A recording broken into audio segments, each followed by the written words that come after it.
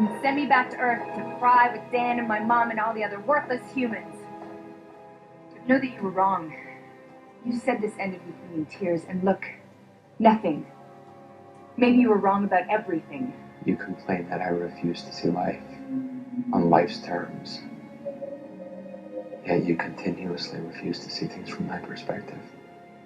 You shut out what you're afraid of. I'm not afraid.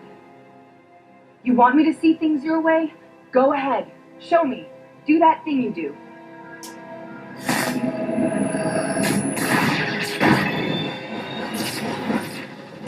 Magic! Dreams! That is what I had before. I was a hero, god damn it! It's not my fault you got old. What do you have to complain about? I'm putting food on the table for you and your child. Why don't you call your friend Eddie? Maybe he can give you a better life. Even the grimy parts of it keep on getting brighter. Well, your mom, she was one of the all-time champion beauties. Got her eyes, you know. Take your hands off her! It's a whole long time no say. Not long enough in my book, Eddie. Get in the car. Now. Are there no depths you won't sink to? Jesus Christ, Sally. That guy I talked to was, old friend's daughter. Drive.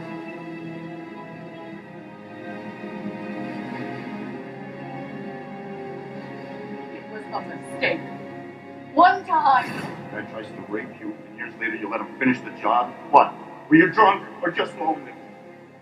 Am I ever gonna live this down?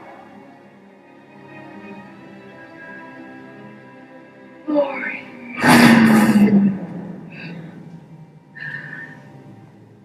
No. No, not him. The comedian. Where's your father? No. The 2009 Watchmen movie, directed by Zack Snyder, was widely seen as faithful to the comic, using its pages as a guide to shooting. In this scene in the movie, Laurie and Dr. Manhattan, John, meet on Mars, where he explains his perspective to her, initiating the fast montage of scenes that review her childhood and illuminates the comedian's looming importance in her life. The montage is important to the comic and to the movie, and it is actually repeated twice in the movie. It derives from Watchmen, Chapter 9, page 23, where John challenges Laurie to consider his viewpoint. Jesus, John! Laurie, you complain, perhaps rightly, that I won't see existence in human terms. But you yourself refuse to consider my viewpoint, letting your emotions blind you. Look at yourself, angry, shouting. Shouted at him. He looked surprised, couldn't imagine why I'd bear a grudge. See, it's different for him. And I just couldn't sustain it, the anger. If you'd only relax enough to see the whole continuum, life's pattern or lack of one, then you'd understand my perspective. You're deliberately shutting out understanding, as if you're afraid, as if you're too delicate. Mom, I'm 13. Why can't I read Uncle Hollis's book? I do all this training to be a costume hero. I can't even read about them. Now, honey, maybe Mom knows best. I guess I wasn't thinking. I'm through thinking about my life, looking back on all my stupid memories. It's been a dumb life, and if there's any design, it's a dumb design. I don't want to see it. I don't want to talk about it. Christ, we were just talking. Can't a guy talk to his old friend's daughter? What do you think I am? His old friend's daughter? What do you think I am? I think you're avoiding something. Don't be stupid. There's nothing to avoid. His old friend's daughter? What do you think I am? I've never had occasion to avoid the truth. Only once. What do you think I am? His old friend's daughter? What do you think what do you think I am? Friend's daughter? I mean, look here. My life, my mom's life. There's nothing worth avoiding. It's all just meaningless. Only once. His old friend's daughter. No. John sees the world according to its supersymmetry. Time and space are all in a continuum. Laurie, like us, is trapped in a more linear perspective. She sees her life as filled with stupid memories and moving according to a dumb design. In the final panel, she shakes out her mother's photo album and scatters the clippings and photos it contains. In a sense, this is a visual metaphor for human memory, an analogy that might suggest my memory is a scrapbook.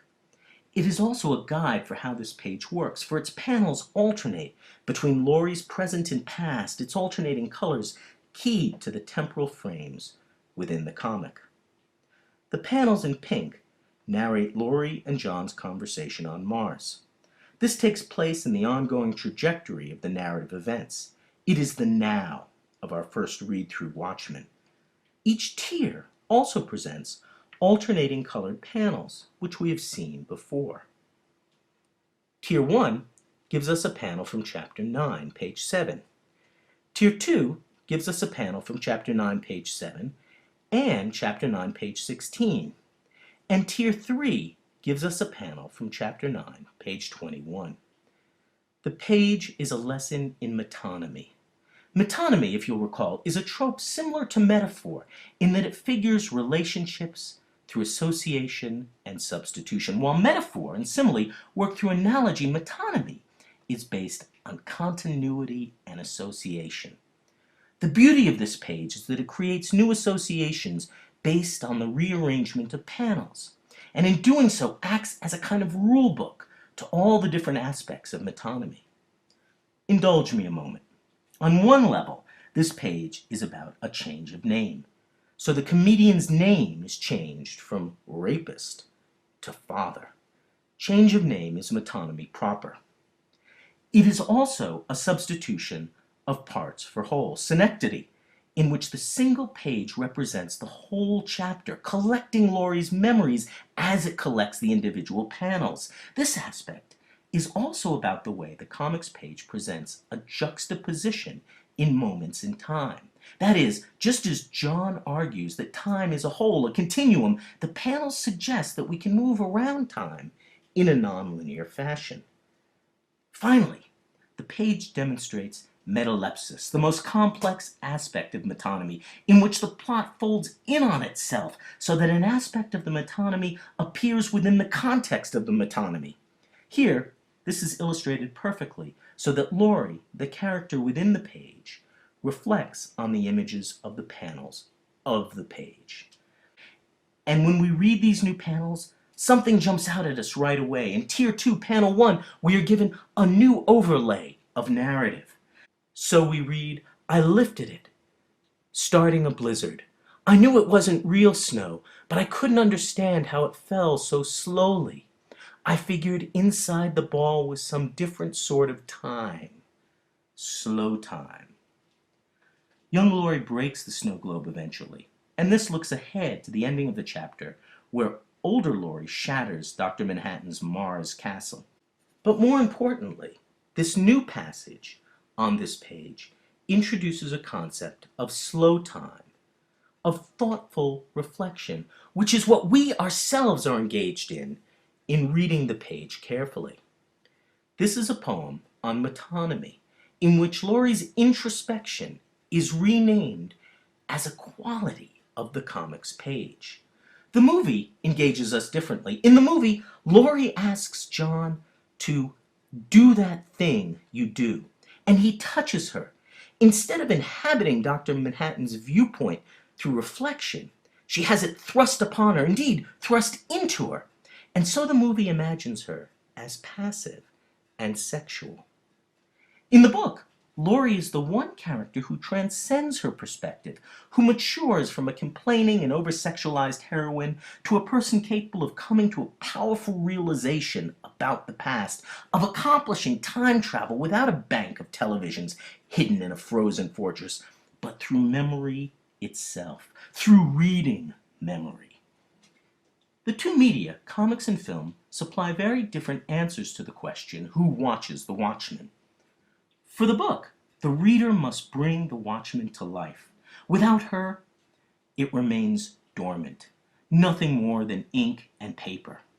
With her, it becomes strangely conscious of its own fictional status and supplies perspective after perspective on the world which it depicts.